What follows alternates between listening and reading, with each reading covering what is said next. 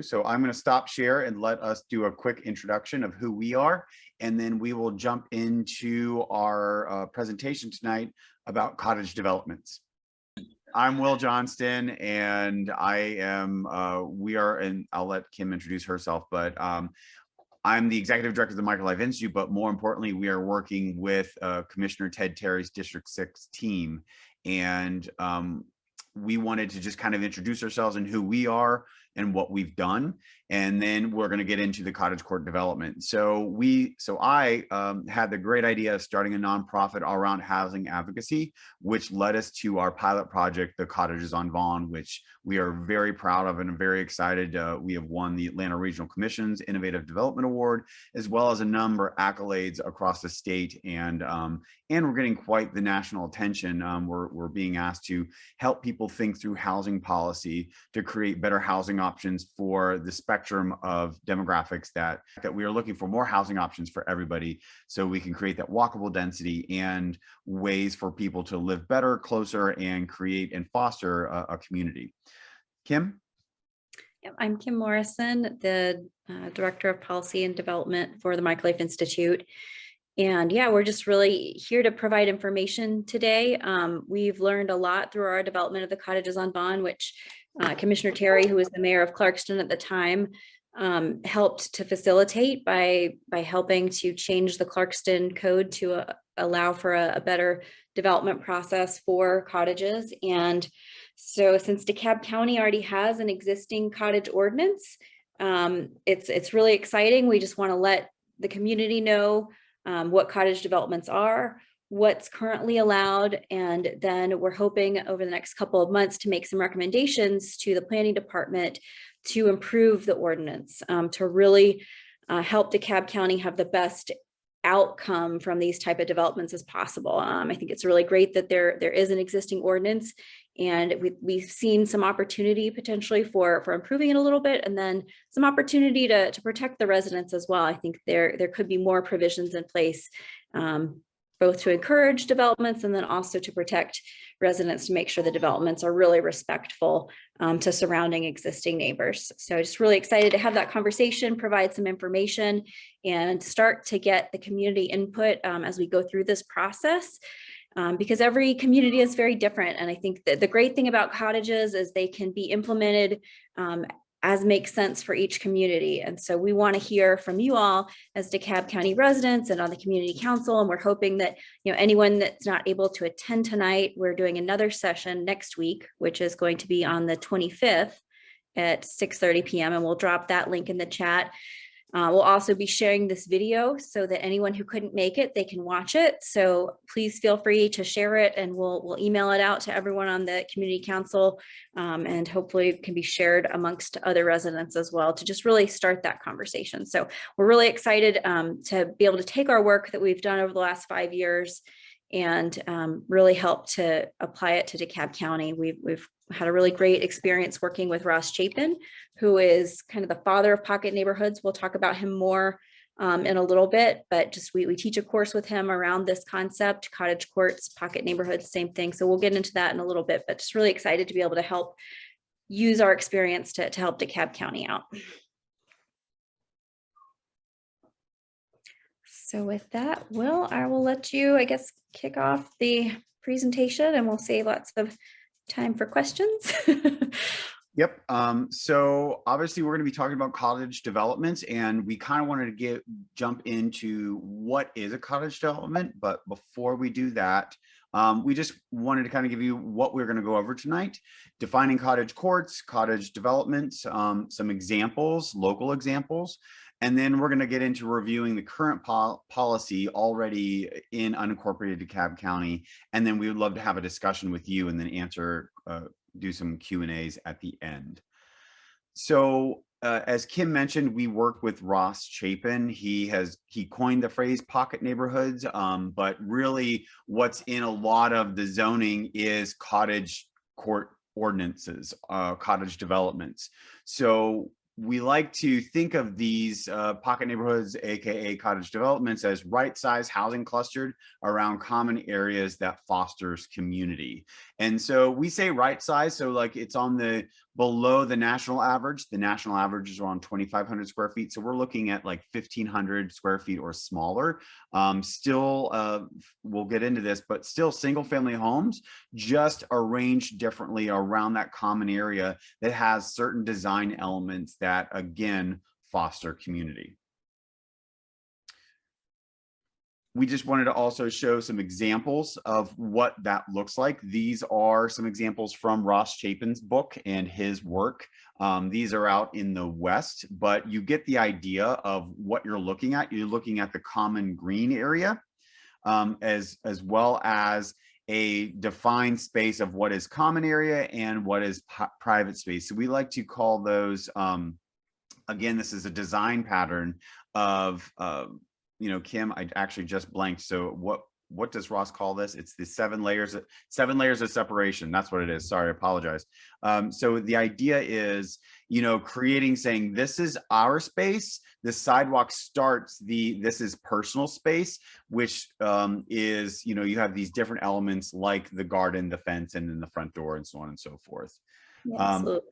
So the kind of the trade-off between a cottage development and just your typical single family home development, cottages, they tend to be a little bit smaller. And so everywhere has their own regulations around that. Currently in DeKalb County, it's 800 to 1,200 square foot is the size of a cottage. So like Will mentioned, much smaller than your average size home, which currently is almost double that in the United States. And so the trade-off is the smaller house. Maybe you have a little higher density because these are accommodating smaller households. You also have smaller yards, right? So there's a lot more public space and common space, but then a little bit smaller of a private yard. And so you're able to kind of have that nice balance of common and private area. And so we'll just click through a couple more photos just to kind of give you guys an idea. This is a really famous Ross Chapin development. A lot of times you'll see common houses. So the building in the middle at the end of the green, that's a shared space with, I think it has a community kitchen and some bathrooms. So again, to have a room for people to entertain if they maybe don't have the space in their living room because they are more efficiently designed. And these are just some site plans to kind of show you from up above what the development looks like. So what we're looking at is anywhere you see the red roofs, those are the footprints of the houses. And then you can see the porches off the front and or back, which are the little white boxes. You can see from here that the orange areas are actually covered parking. And then you see some uncovered parking spots. And so, or a common shed, sometimes they're shown that way. So you'll notice this is different than a typical single family development where each house has its own lot, in that the parking isn't necessarily right by the house. And so it's a great way to be able to save on paving, have a little bit more environmentally friendly development style because all of the parking is consolidated. In this example, it's kind of tucked behind one of the houses, so it's not visible from the main street, which is really nice.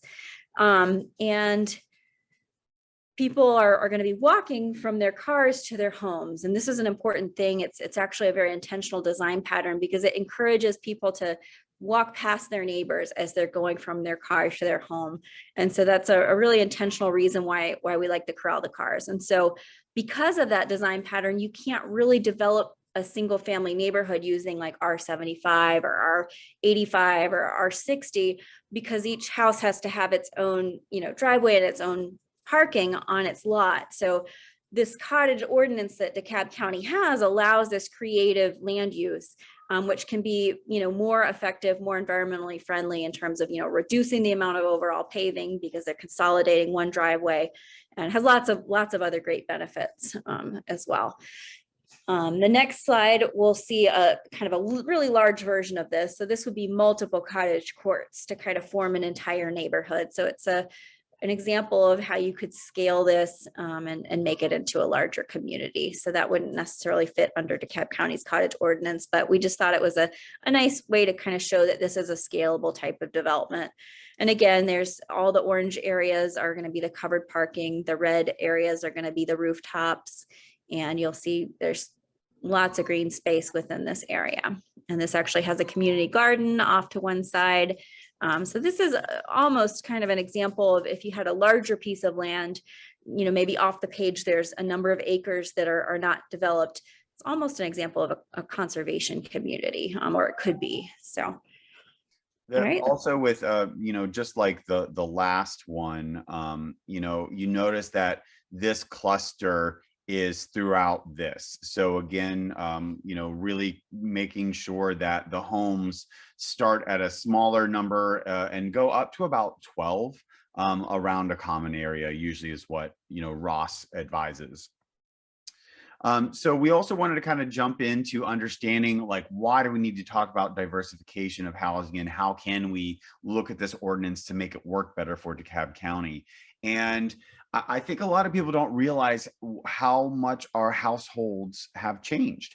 And we have a great relationship and partnership with AARP Georgia and AARP in general. And they do a lot of great research and data mining to understand what the common household looks like. And it definitely is surprising to a lot of people to know that 28% are single living alone. And yet, the nuclear family, that quintessential 4-person family, is only 20% of the United States. You look at the other categories of 25% with no couples with no kids, 20% adult roommates, a la Golden Girl effect, where you are able to rent to other adults to stay in your house. But then you look at, again, the numbers to the right, housing types by the number. 70% of American housing cater to traditional nuclear families. So again, 72% of the products cater to the 20% of the nuclear family. So again, we're just wanting to bring up this information because we find it so important. Also, just kind of looking at our housing stock, studio apartments as well as 1-bedroom really only make up 12% of all of the housing stock, and yet 28% of Americans are living alone. So you look at the other categories, 2 bedrooms are 26 or 26.5%, 3 bedrooms almost 40, 4 bedrooms at 17, and 5 bedrooms a little under 5%. So again, we're really looking at the household size compared to what the stock we have and the stock that we need. Another big point is that the whole thing around aging, we're an aging nation, as well as talking about aging in place. We hear a constant drumbeat from a number of people that they are looking for smaller homes within their own zip code and their neighborhood, and there don't seem to be any. These are the homes that could be ADA compliant. These are the homes that are just easier to maintain because they are smaller in size, smaller in footprint.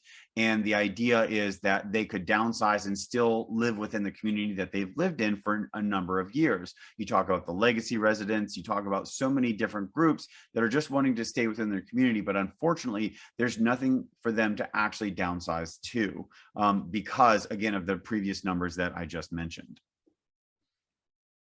So now we're going to, in general, I mean, that's a really great point. Well, I mean, I think what we found at the Cottages on Bond, with the construction costs just being so outrageous right now, material prices are really expensive, labor is very hard to find. Smaller homes are a way to have a more affordable housing option, just because the actual cost to build it is less. And so if we can combine that with having a little bit higher density than what you would normally have for a 2,500 square foot house, then you can kind of make the cost of land go a little bit lower. And so I think that's why the Atlanta Regional Commission, gave the Cottages on Bond the award, because they see that this is going to be one of the many tools that we utilize as a city throughout Metro Atlanta to start dealing with the cost of housing being so expensive. And I think it's going to continue to go up. So we really see it as a great opportunity to bring down our overall cost of housing without having government subsidized housing options. I mean, obviously we need to do a lot of things from a different way, from different areas, but it's a great opportunity to just reduce the cost of the house because it's smaller. So now we're going to jump into examples. So Kim, I'll let you talk through this, and I will click through the PowerPoint. Yeah, so this is an example in the Old Fourth Ward in the city of Atlanta. and it's called Lampkin Street Cottages. And so this picture right here it's from the main street. And so you can see there are, I think it's 5 or 6 houses on one of the blocks. And so it just looks like a typical Atlanta development. It's in a kind of historic area where the houses are smaller and they're very close together. So this really fits right in with the existing street block. You can see on the next photo, kind of looking down the street, what it's next to. So the Lampkin Street cottages are on the left-hand side, and the rest of the development, the rest of the neighborhood's on the right-hand side. And so as you're driving down the street or walking down the street, it really doesn't look like anything special, right? But as we go through the next photos, you'll see what the site plan looks like. So these are just some close-ups of the house. So you can see they've got, nice porches. This actually, one has a side garage, just utilizing the topography. But this is the site plan. And what's really interesting to me is, when you're on John Wesley Dobbs, there's 4 houses facing that street. And then on Lampkin Street, you can see there are, let's see, 1, 2, 3, 4, 5, 6, and then the one on John Wesley Dobbs. So it just looks like a regular street block, but behind all of those homes, tucked in is the parking. You can see the parking off the courtyard. And then there's 2 additional houses tucked back behind, which are, it's a typical, double-sized lot for Atlanta. I think in Atlanta, our typical lot sizes are, 50 feet is an average lot. So this is a little bit wider than a typical lot. It's 120 feet by 220 feet long. So it's a little bit longer. An average lot in Atlanta is 150 feet. And so they're able to take that land and really add a nice amount of density that just really blends in. And obviously, I think this is a bit higher than what would happen in DeKalb County, but for Atlanta, it really made sense. And so this is I think it's 18.4 units per acre. And walking by it, it feels very natural. And so it's a very typical cottage court development pattern. From the street, it looks like, basically from John Wesley Dobbs, it looks like 4 homes, but then tucked in behind, you've got, another 8 homes. So it's 12 homes on this 0.65 acre parcel. So it's just one example that you can, Google Lampkin Street, drive by it, see it from the street. It's close to the Atlanta Beltline. And one of the other design principles, like, again, each of the houses, even though they face the courtyard, and, we have visited this, and that they talk about how they foster community and they hang out in the courtyard, and they all have pergolas and, everything else facing the courtyard. But all the houses that face the street have those front porches, so they, like Kim was talking about, they blend in, they look like they belong there, and they are designed to happen to make sure that those front porches are facing, that they're to lack of a better word, like our mentor says, so your house doesn't moon the street. You want them to look like they're a part of the neighborhood. Yeah, and that's one of the things that we really like, is when ordinances have requirements for that. So it protects the surrounding neighbors, that you don't have a house that turns its back to the neighborhood. So that's one of the good things that we like to see in ordinances. All right, so next we're going to talk about our Cottages on Bond project that we've mentioned obviously a couple of times now. And we are actually doing a tour on this. I think Erica is going to drop in the chat our flyer for both this presentation as well as for the tour that's coming up on February 19th at 11:30. It's free to all DeKalb County residents. We also do tours of the cottages monthly. We'll be doing that until June. So if anyone is not able to make that tour, we'll be doing another one again in March. We also have a virtual tour that we can share if you're not able to come in person, but we encourage people to come see this in person, because it's really hard to get a feel for it just from photos and from the video. So we'll talk you through it really quickly, but this is a half acre. It's 0.56 acres. So just over a half acre. And we actually have 8 homes on it. And these are, they're on the small side. they're on the tiny side, but it gives you an idea of what utilization of space can be. So 7 of our 8 homes are just under 500 square feet. And the reaction that we've gotten from people that tour is they just look like homes. They don't necessarily look like what people would imagine as a tiny home. And you could easily do a second story on any of these homes. Right now it's got a half story.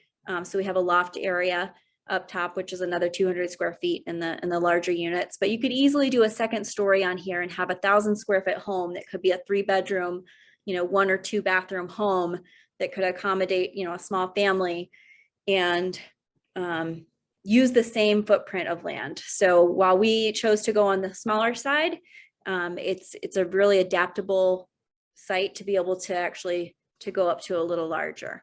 So you'll see on the top right-hand corner, that last picture is our smallest unit.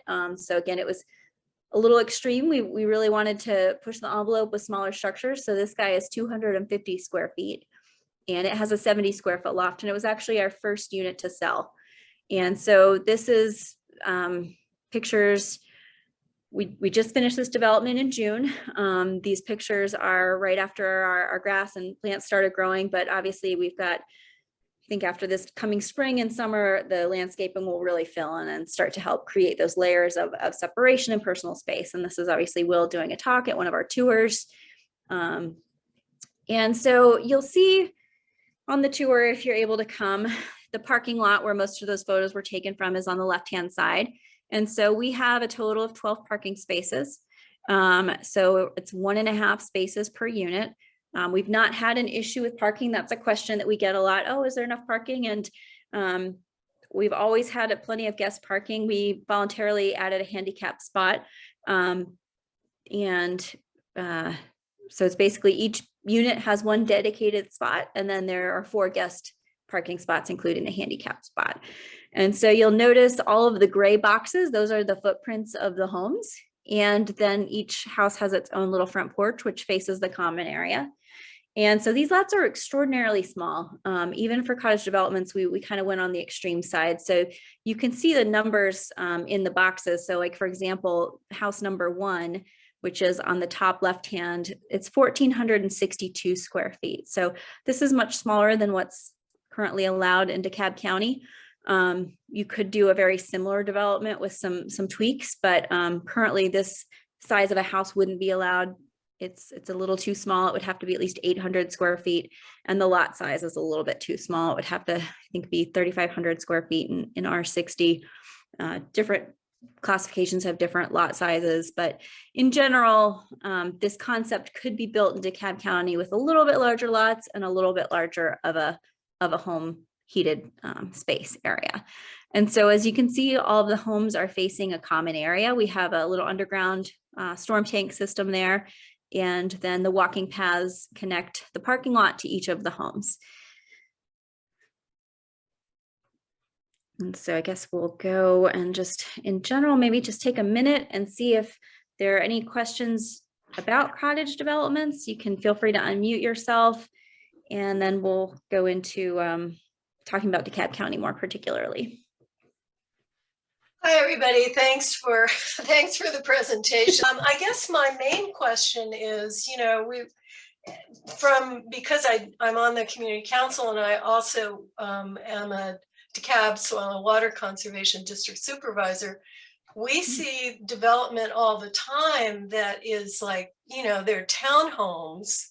They take up a lot of room, a lot of footprint on the site, and then we have environmental damage. So I think this is a great, it's a great idea for DeKalb. The problem is most of the community, I mean, most, it seems to me anyway, in my experience, that a lot of people don't understand that that larger homes and more pervious surface impacts the climate negatively. So that, I think you have an outreach issue that you have to work on, and that's probably will fall to Mr. Terry, unfortunately. But that's my job. I'm happy to do it.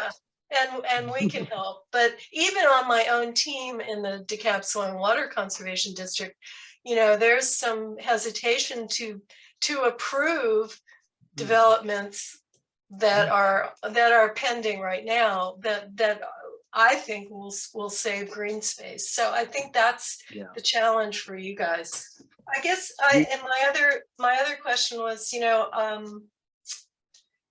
So education is a big deal. How do we approach, and maybe this is a question for Brandon and Rachel, how do we approach DeKalb to get some of the, maybe the ordinance changed so that we can do, you know, a smaller lot size, as Kim was mentioning?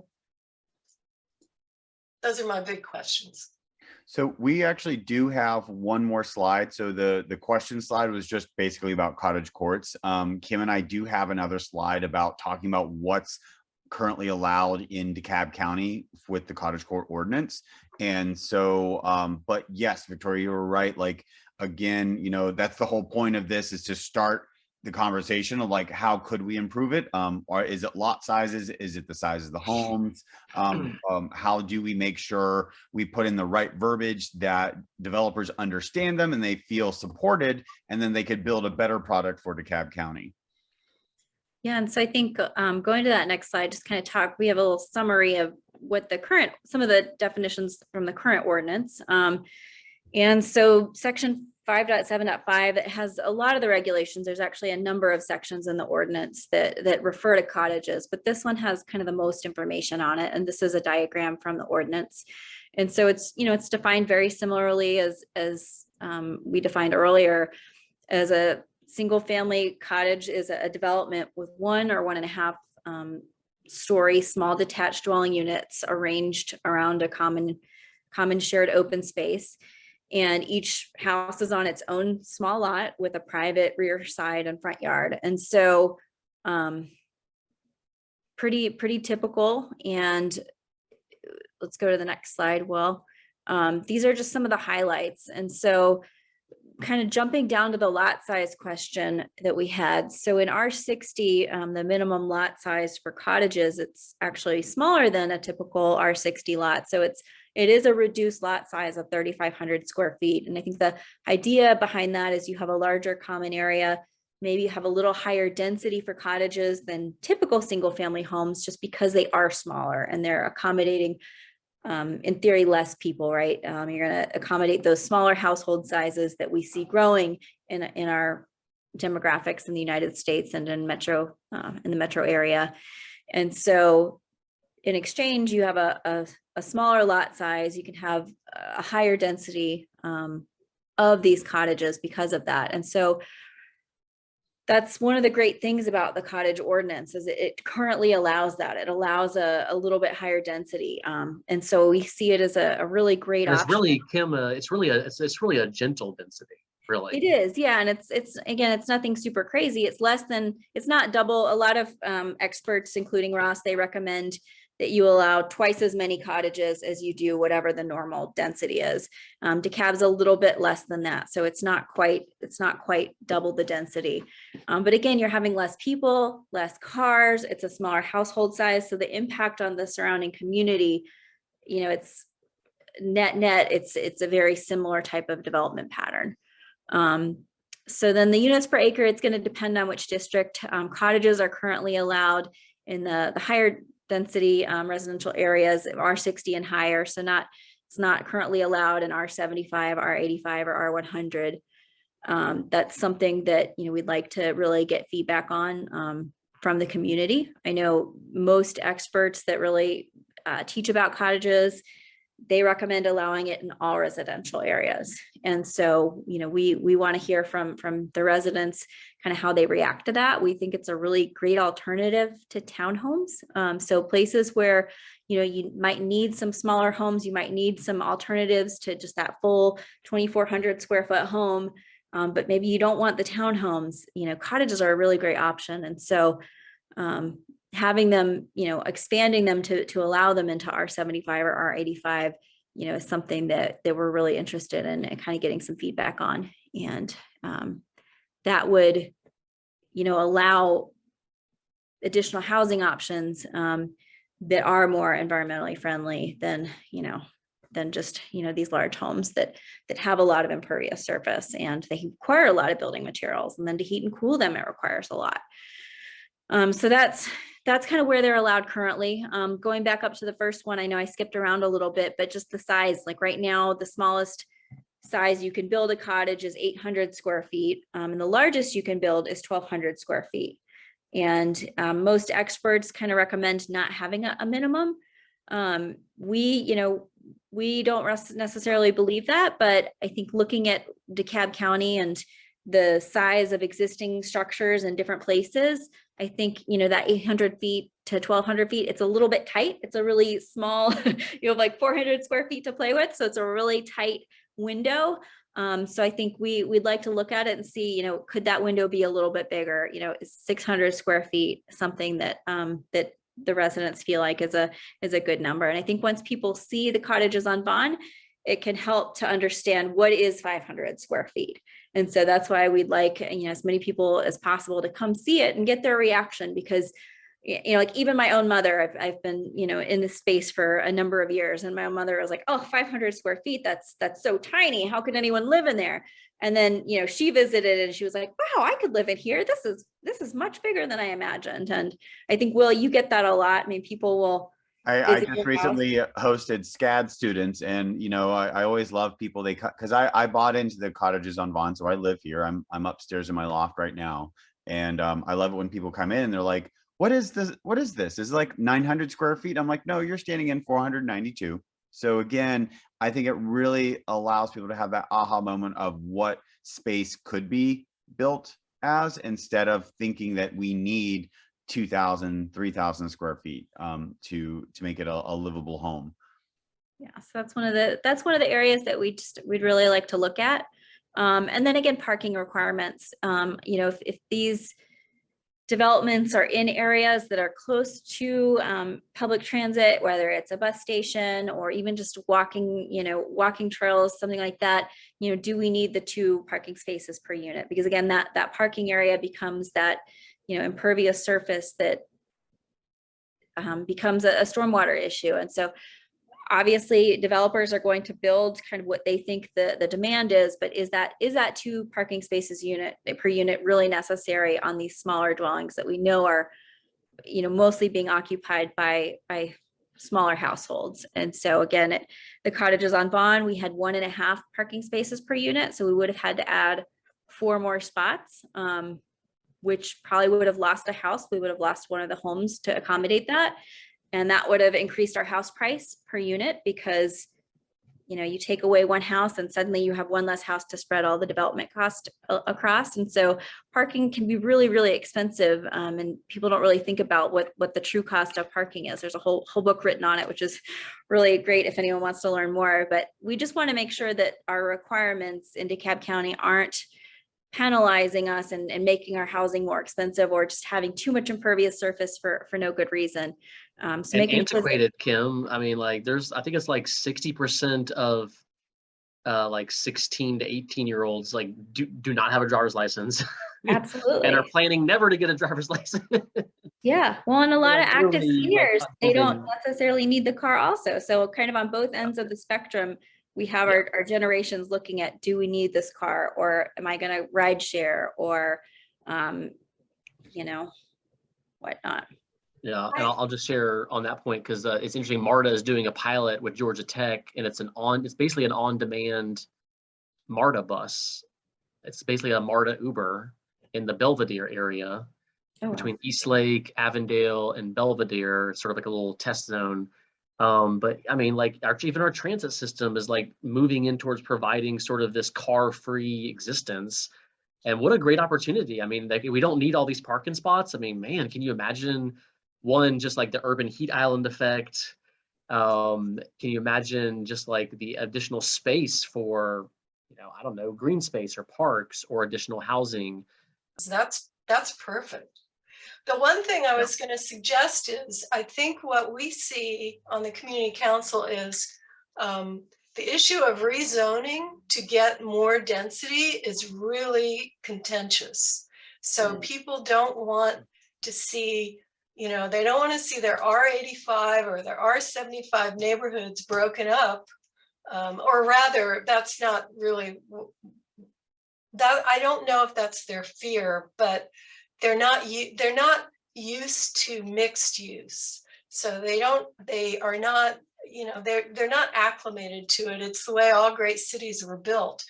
But I think DeKalb started with an overlay process. I know I'm in an overlay district, and that really did contribute to higher density without the shock of, you know, it is rezoning, but it was a public process and it took a long time. So that, you know, I think the idea of mixing in the cottages in all these different R75, R85, R100 is a great idea if we can get that done.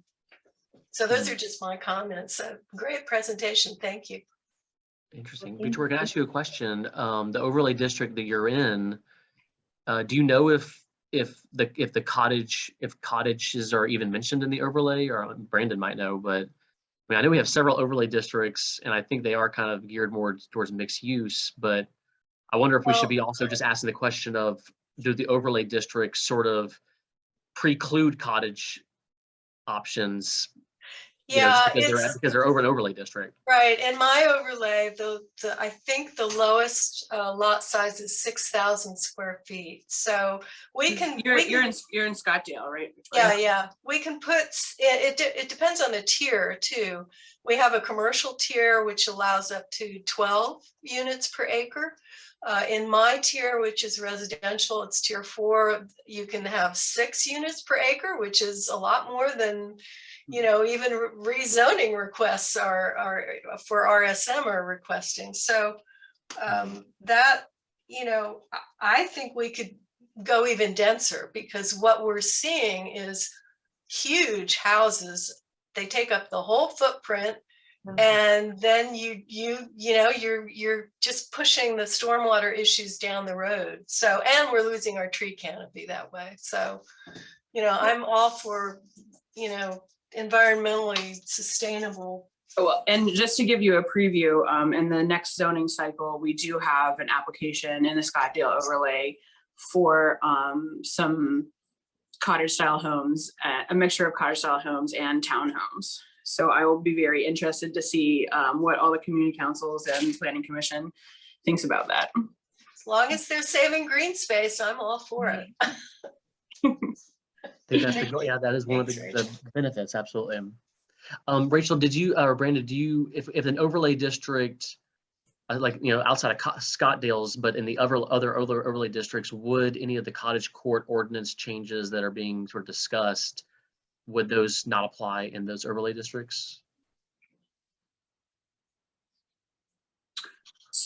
So I don't think most of the overlays don't address cottages specifically. So if we're changing, my alarm's gonna go off. If we're changing those underlying cottage ordinances, then that should apply countywide. But couldn't you do a text amendment for an overlay district? You could, I don't know. I mean, I'm just. And that's how those overlays got put into place to begin with, was as text amendments. Okay. Yeah, that's right, Victoria. That's what I was asking, is like, do we need to make some changes in some overlay texts? Do those amendments? Well, it seems like Scottsdale, I mean, just the nature of, you know, the old mill houses and whatnot. I mean, it seems like a really great area for cottages. It was surprising to me when I learned a while back that they weren't allowed. On R60, the typical lot size for an R60 lot's also that 6,000 square feet. But cottages, it's reduced to 3,500. So I think something comparable in Scottsdale seems like it would fit really well with the character of the neighborhood if there was, you know, if there's that community support for it. Yeah, some of the overlay districts are written differently. And so some have their own prescribed list of uses and prohibited uses, and then others refer to the underlying zoning district. So we'd have to probably go through each one and revise that particular overlay based on how it's written. I see. Okay. Well, maybe we could just start with the Scottsdale one, because it seems like it's kind of already sort of, there's a little bit of a agreement on, you know, the gentle density. Only from me. Yeah, well, I know we got to educate, right, Victoria? We want folks to see the cottages on bond.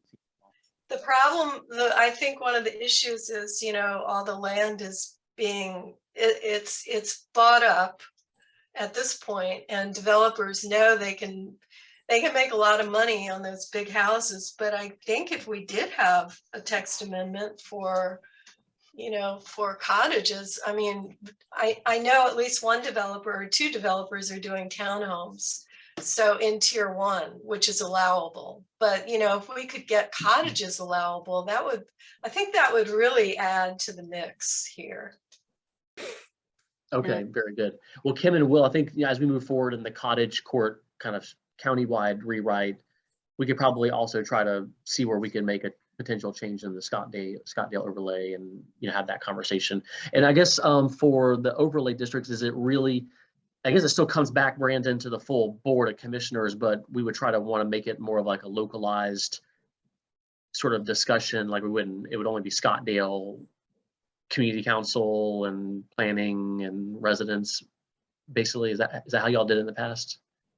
Yeah, the overlay, any overlay text amendments would go through the applicable community council and then planning commission and then to you all. Gotcha. Okay. You know, we don't have to talk too much more about it. I just, you know, if there's an opportunity to tweak some of these things in the tiers, you know, let's have that discussion. And, you know, I think whether it's the density or the lot size or any other the features, let's, you know, talk about that. Well, again, I'll just say, you know, there is a lot of resistance to higher density, and even though we're growing as a city and, you know, everybody knows that we're growing and everybody's aware of climate change, but they still don't want higher density. So you're going to have to figure out a way to educate and really pull all those elements into this mix to convince people that it's a good thing. Well, All right. great. Well, thank you so much. Yeah, we just really want to get some basic information out there and kind of open up the dialogue so we can, you know, have conversations moving forward. And so this was just kind of our first kind of information session just to start that dialogue.